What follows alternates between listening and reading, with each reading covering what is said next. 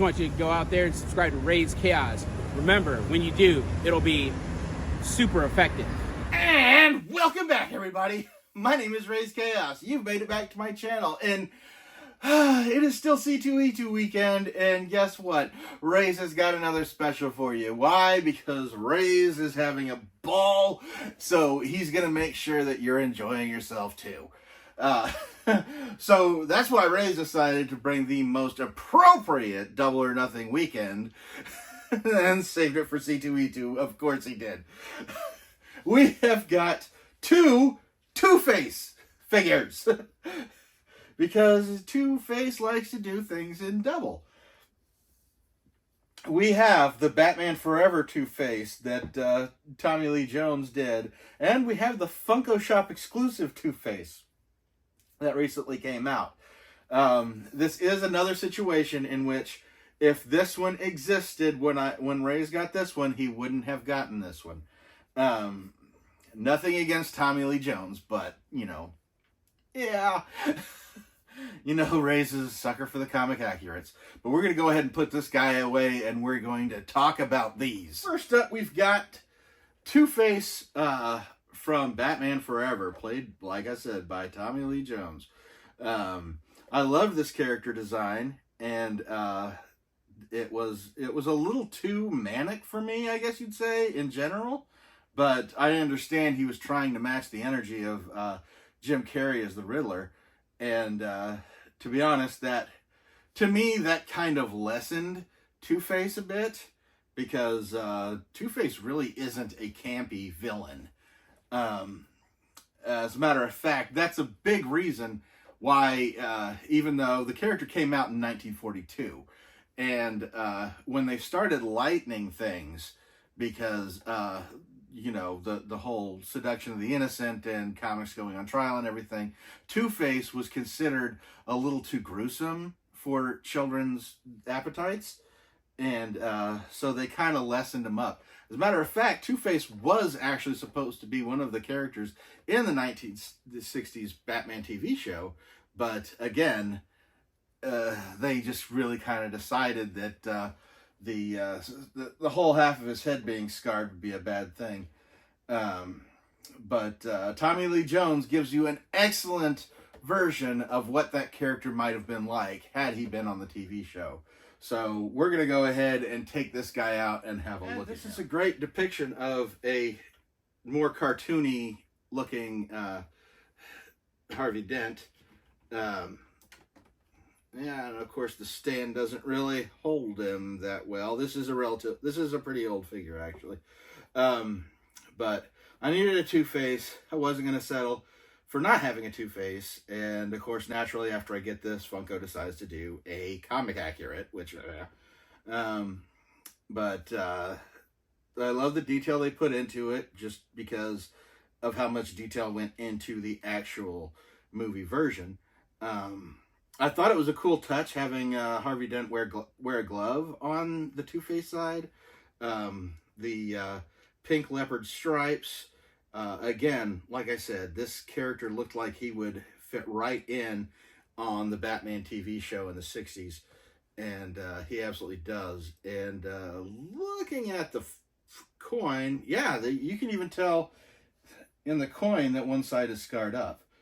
I think they went over the top with the hair a bit, being that having it be pink, I guess is the real thing. But yeah, the whole business suit on one side and the pink on the other, that's really cool. I love the detail of the steel toe shoe going on here. And I'm having so much trouble keeping him on the stand. There it goes. You heard it pop. So he's on there now. Of course he is, because now I'm pretty much done talking about him. But he still wobbles on it. That's ridiculous. So, yeah, that is Tommy Lee Jones as Two-Face. And, yeah. Now we get to pull out the comic accurate version of Two-Face from the Funko Shop. And this is very cool. This is a really great depiction. I love how they got the clear plastic in there to simulate the flip of the coin that's on the top there. Kind of trying to look. Yeah, you can definitely a scratched up version, scratched up side on the coin. Looking at these and comparing them side by side, I am somewhat impressed that they didn't just use the same head mold. They've got more of a mouth on Harvey Dent on this one, and they've got more gums going on his face to more scarred up. But like for the most part, they have them pretty similar as far as the scarred side goes. Yeah, all the way down to the actual hair sculpt. The hair sculpt is pretty much exactly the same. It just being greener on this side. And I love the fact that he's basically wearing more of a checkered suit on one side and a blue business suit on the other. Taking a look at his ties. Yes, there's two different designs, half and half on there.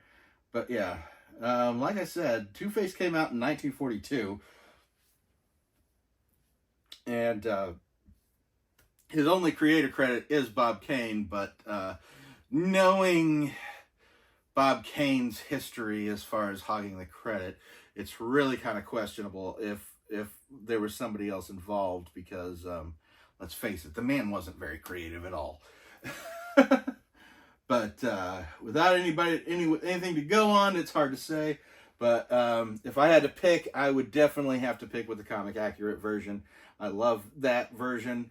And this is the one that, like I said, if this one had been available, then this would have been the only one that I gotten. But since I have it, I'm actually kind of happy to have the Tommy Lee Jones version, because I don't think he gets enough credit for having played Harvey Dent. Because again, he was upstaged by Jim Carrey. Of course he did. And that's part of the reason why he hates Jim Carrey. But it was one of those things where you knew it was going to happen the minute it went on. Yeah, another double or nothing weekend for C2E2. Gotta do a special one for you on that one, because it is a very special weekend, and I am in the midst of, I believe Saturday is when this is coming out, and yeah, that's the day you have the International Costume Contest.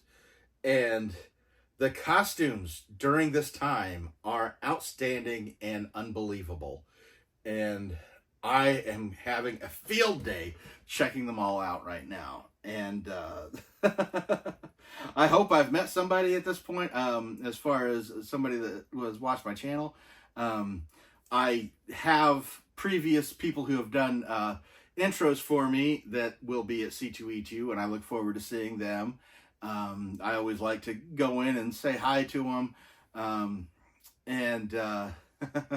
just to keep the spirit alive.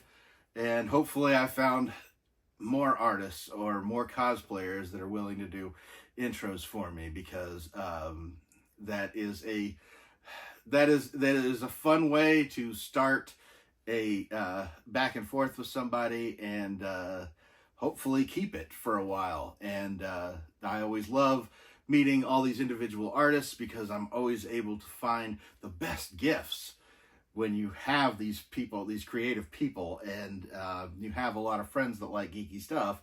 Then it's very easy to get them unique surprises. So I'm gonna go ahead and get out of here now. And I should have grabbed my Two-Face coin, because I do have one that's scarred on one side, and I can do the flip just like they can.